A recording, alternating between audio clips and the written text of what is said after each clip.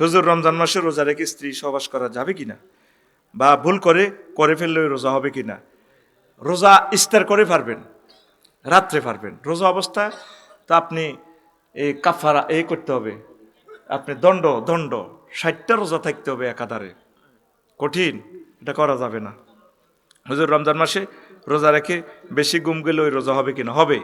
কোরআন তেলাওয়াত করবেন, কোরআন ক্লাস করবেন।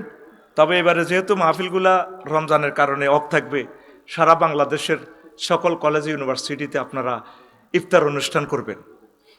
আমি ফেসবুকে অ্যাড দিব, আমরা ইফতারের অনুষ্ঠান করে কোরআনের দাওয়াত আমরা পৌঁছায় দিব ইনশাল্লাহ। পড়েন আমিন, পড়েন। আল্লাহ তুমি কবুল করো।